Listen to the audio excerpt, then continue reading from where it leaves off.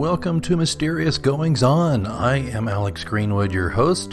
Been a long time since we rock and rolled, but I'm back to check in with you a little bit. Dutiful listener. Geez, I'm not even going to look back to see when we last spoke. It's been a while, I know that. I've had some interesting times going on here. The old expression, may you live in interesting times, which actually is, I think, a curse, but I've certainly, in that way, been cursed, I guess, when you look back at what's been going on with me lately. So it was before the holidays, probably, that we last had a time together here on this podcast, Mysterious Goings On, and I guess to kind of bring it all forward for you, to kind of get you caught up to where I am, right around late September into October, I developed an illness. It was an infection. It was internal, wasn't pleasant.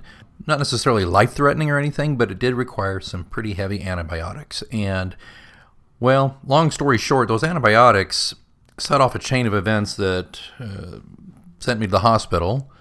And probably, while it cured the infection eventually, probably upset my body's microbiome or ecology or whatever hot catchphrase you want to use. It really upset everything in my body, threw it off kilter, and I've been, since October, basically, November really got really bad, been dealing with the effects of the medication since. Ben was extremely weak, extremely ill, had difficulty eating things I enjoyed, developed angioedema, which is a swelling under the skin. It's not pleasant. Anyway, a lot of stuff, not pleasant, not fun. The good news is that I've been working with some good doctors to get me right, get my body ecology back to normal, and I'm starting to see, or I'm more and more seeing as I'm doing this, an improvement and getting back to my old self where I have energy again, and I'm not, in pain, and I'm not having anxiety about what's next. Am I going to have to go to the hospital again or something like that? Now, please understand, aside from one trip to the hospital, which still was not life-threatening, at least to that point, I'm fine, and I was fine. But it's one of those things that really throws you when it happens to you. You're just kind of, bumbling along, minding your own business, and you get an infection of some sort, and then the cure for the infection just throws you into a, kind of a weird vortex of spiraling illness and things that just kind of, leapfrogged over each other and just got worse and worse and worse. So it also had the effect on me where I just didn't want to do anything for a while. I didn't want to write. I didn't want to work. And I probably, the most fair thing to say is not wanting to was simply because I couldn't concentrate. I didn't feel well. And so it was quite a ordeal.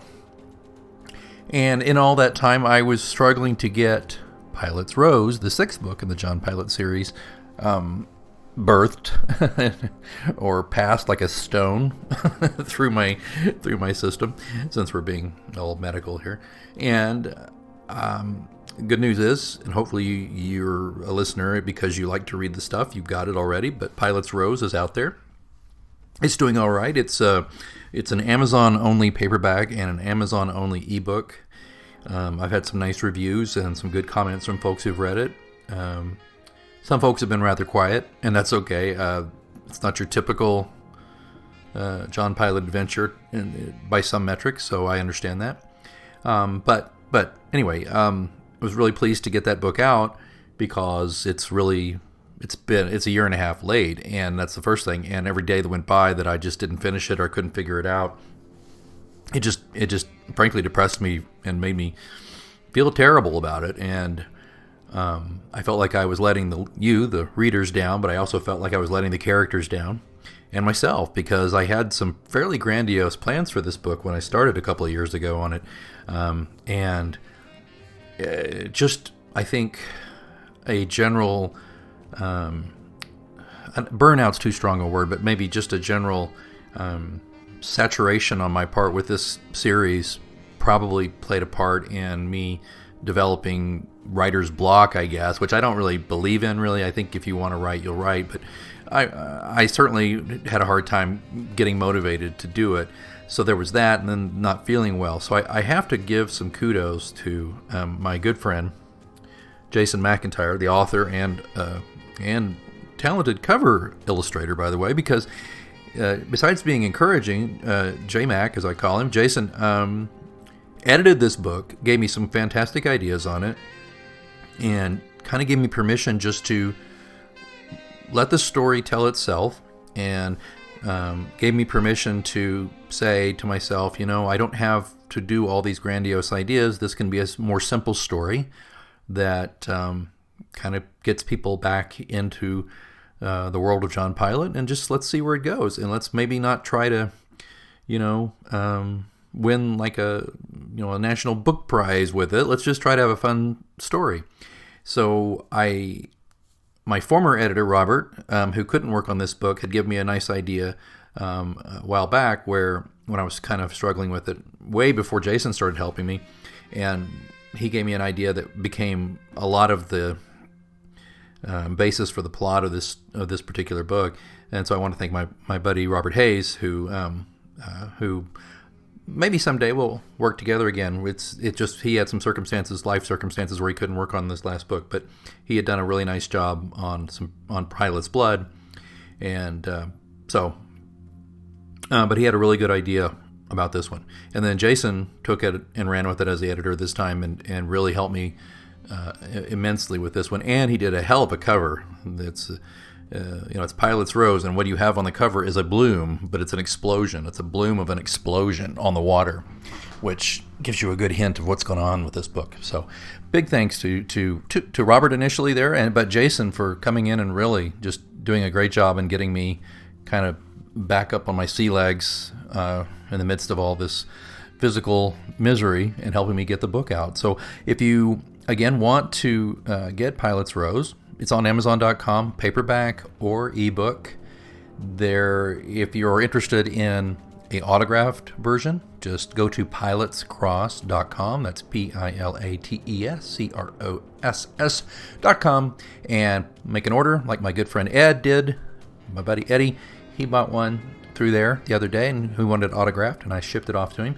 We do a nice little bit of business through the Pilate's Cross page, and simply what that means is I have a supply of those books here, and I can autograph them for you, or for a birthday gift or a Christmas gift or whatever for a family member. You just tell me what you want written on there, and I'll write it and I'll sign it. Sound good? All right. And this book is not going to break the bank. It's I believe it's $8.99 in paperback and a couple of $3 ebook. So it's definitely something that you could trade in a couple of lattes per week for a week on, and still have a great or an entertaining book at least to read. So, what else am I on to? Well, now that Pilate's Rose is out and in the world, I'm looking away from Rose because I've got some other things going on in my life. The family is going to make a big move soon. We are going to not leave Kansas City where we are now, but we're going to go to another part of town. We're looking for maybe a newer house in a different school district, that kind of thing. So right now we've been really consumed, besides the day jobs, with cleaning and packing and moving and getting things together. The house isn't on the market yet, but it will be probably by first week of May, and that's really necessitated that we get one of those big pods and we fill it up with a lot of crap, because realtors want to show your house, they want to stage it, and the thing that realtors do to effectively show your house so they can sell it is make it look like you don't really live there. So we took about a third of our possessions and crammed them into a giant pod, which is just wow. This thing, they drop it off basically to your door, you fill it up, they come back, and they have this thing that looks like an H.G. Wells Martian, comes down, picks it up, puts it on the back of a truck, takes it away, spirits it away somewhere. And I was joking to my wife, I was like, I hope that he remembers to just dump that off a cliff somewhere, because that way we don't have to have that stuff back. But there's a lot of good stuff in there, so that's not what the case is. But it's a good reminder to me, though, that I am a pack rat, and I keep far too many things, and a lot of it are books, and I won't get rid of books, really, mostly. I got rid of a few, I donated a few, but basically my books stay with me. But there was a lot of other stuff, a lot of paperwork that we had shredded, and there was a lot of other junk. Clothing, oh my God, way too many clothes, just silly stuff like that is a good reminder about. But we've donated a lot to the local disabled American veterans and other organizations. Good stuff too. Wasn't just, oh, here's some junk for you. It's like, this is some good quality stuff. So we were pleased that we could give it to the disabled American vets and a couple other organizations here in town. So I encourage you to do the same, even if you're not moving. But anyway, so we're working on that. In the midst of all this packing and unpacking and moving, I'd found it previously, but I found some stuff that reminded me even further of it. I found a box of my late grandfather. He was a writer. He wrote a lot of westerns and stuff like that. I found a bunch of his writing that I'd got when he passed away. It was some wonderful poetry, believe it or not, but also some essays and some short stories and some other stuff that's just a treasure trove for me. But it reminded me that I am working on a full manuscript that he had left me, that it was unpublished. He'd published over 30 books in his career, and this was one he had written in the early to mid-90s, and it just didn't go anywhere. And he passed away around 2002. But anyway, he had this about 10-year-old manuscript at the time that he had left me and said, do what you want with it. He probably joked about, you can use it to start a fire or something.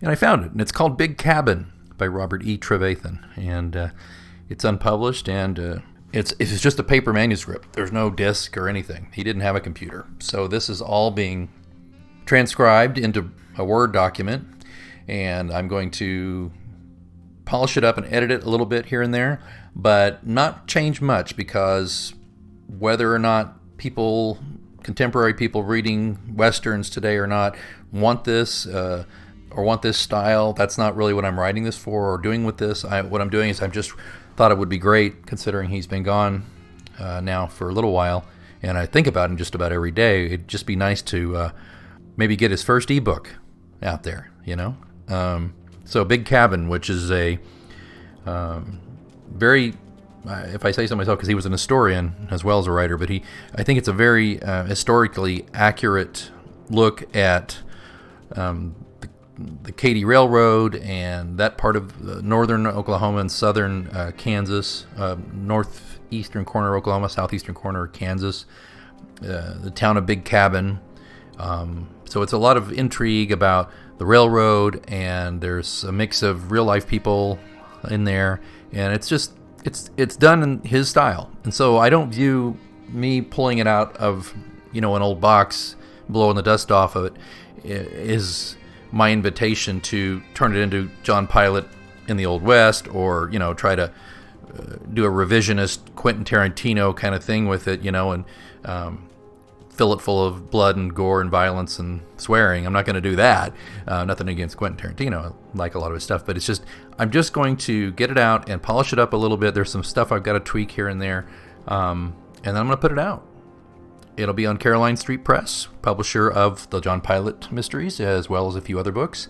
I would tell you a date, but then I would probably be lying to you, because I don't know exactly when I'll get it done, particularly with all this hullabaloo with moving and the day job. I mean, the day job continues whether you're moving or not. Clients don't really care. They're like, oh, that's nice, great. What are you doing for me? And that's fine, because that's what they pay me for. So I've got that to do, and family stuff and life, and just trying to get my health back and all that. So I'll tell you this, I'd love to get it out by end of May or into June. May not happen. Be pleasantly surprised if you're interested in that, if you hear that it's done by then. I know I will be. Definitely shooting for that no later than mid to late summer, I would say, to get Big Cabin by Robert E. Trevathan out there. Just kind of watch this space, or listen to this space, or go to pilatescross.com or the John Pilate Mysteries Facebook page for updates on that. We'll see what happens. I'm going to not only have Big Cabin, I think I'm going to tuck in a few little at the end of the book, the end, and then there'll be an afterword, and then there might be some other of his writing I might squeeze in there if it's appropriate. Or if it's inappropriate. He wouldn't care. He'd love it. He'd be thrilled. So this will be his first, and for now, only ebook, and in a way, it's the only book he and I ever wrote together. He's obviously written 99% of it, but I'm going to put my hand into it a little bit and do some stuff and edit it. So in a way, it's like I finally got the privilege of working on a book with my grandpa. So keep an eye out for that if you would. So let's see here. Alex was sick. Alex got Pilate's Rose out the door with a lot of help from his friends. And Alex's grandpa's book is on the way soon. Okay. Those seem to be the main things. Oh, there is one more thing. And this is, I think I'm jinxing myself by bringing it up, but I am shooting to do this year by Christmas. I know I promised Pilate's Rose by Christmas, but this is a little different. I am looking at doing probably a 2-volume omnibus edition, because we are at book 6 of the John Pilate mystery series, which I've told before, and most people probably don't care to remember or don't remember, that I thought there'd be about 12 entries into this particular series. So we're halfway through, so I'm going to create a 2-volume omnibus paperback edition. And it will be the cleanest, latest, most corrected, typo-free versions of all 6 of the books, plus maybe a little surprise short story that'll go with it, kind of catching you up on where John Pilate is at that point. And I'd love to get it out by December 1 so people can order it for Christmas. And that's in the works. That's being planned. I've already discussed the cover. I mean, again, the good thing about this is the books are already written. And the short story, I've got a good idea where that will go. But the books are already written. It's just the labor of taking the book manuscripts, making sure they're cleaned up, and put together into 2 volumes. I mean, there's some actual work that goes into taking these manuscripts and making them into, paperback volumes. You have to reformat 6 books, which is about it'll be under 500,000 words, that's for sure. I haven't done that many words, but it'll be around 400 and something thousand words, and getting it all formatted nicely. And I believe that will take 2 books. If it were hardback, I could say I could probably put it all in one big doorstop edition, but we're not doing a hardback edition. We're just doing this paperback edition, so I think it'll be 2 pretty hefty paperbacks. So your first paperback, or your first volume, would of course be Pilate's Cross, then Pilate's Key, and Pilate's Ghost. Second volume would be Pilate's Blood, Pilate 7, and then Pilate's Rose, and then Pilate's ? Whatever the short story ends up being for that. And I think that'd be a nice Christmas gift. And like if you're enjoying these, and maybe you've never bought the books, you just read the ebooks, perhaps you'd like to have them. And what's great about this is you'll have something unusual in the sense that I know this, the special story, the short story, there's no immediate plans to publish it anywhere else, and definitely, not as an ebook short story or anything. Then I reserve the right to do that down the road, but for several months at least, this will be the definitive latest versions of all the books with the short story, and then a updated afterward author's note. And it will not be an ebook. It will just be these 2 volumes in paperback that'll be put together.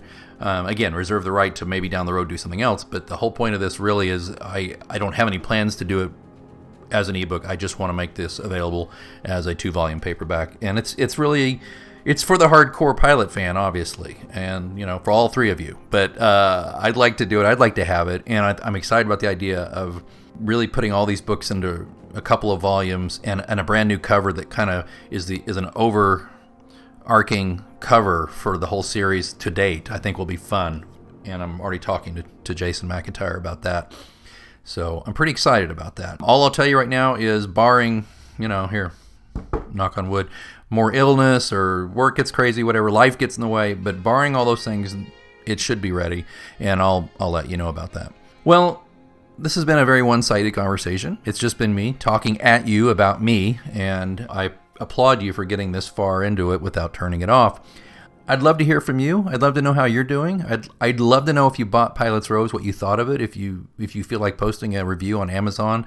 And if you haven't read it yet, go to Amazon.com and download the ebook or order the paperback. Or, as I said before, pilatescross.com and just make an order with me, and I will send you an autographed copy or send it to your designated giftee. Sound good? Yeah. All right. You can find me on the Twitter at @A_Greenwood. You can also find me, as I said, on Facebook. And I very much appreciate you listening to this little update. And I look forward to doing more podcasting, by the way, in the future, looking at getting some of the old friends back on the show this year, but also want to get some new interviews going. you're definitely going to hear from Jason McIntyre. I'd love to get my old friend Zuf back on and talk Star Trek with him again. I'd like to get some other folks on the show too. And if you know of someone, another writer or another creative person who would benefit from having a conversation with me, let me know. Just get on me on the Facebook page. All right? And while I'm at it, here I am, hat in hand. If you like this podcast, please give a review on Apple Podcasts saying how much you like this podcast and how much you recommend it. I'd sure appreciate it. Until next time, and that will be sooner than later, I'm okay. I hope you're okay. And until we speak again, keep reading. A little flexibility can go a long way. By refinancing your new or used auto loan with PenFed, you can lower your monthly payments for more flexibility in your budget. You can even schedule your first payment for up to 60 days from the date of your refinance. Calculate how much you could save at penfed.org/auto-refi or call 1-800-247-5626 to apply. Membership is open to everyone. To receive any advertised product, you must become a member of PenFed, insured by NCUA. Get a credit card that gives you what you need now. A low interest rate on everyday purchases and a place to transfer high interest rate balances. The PenFed Gold Contactless Card is our lowest interest rate credit card. You can even earn a $100 statement credit when you spend $1,500 in the first 90 days. Join PenFed and together we can help you keep more of what's yours. Visit penfed.org/goldcard. To receive any advertised product, you must become a member of PenFed, insured by NCUA.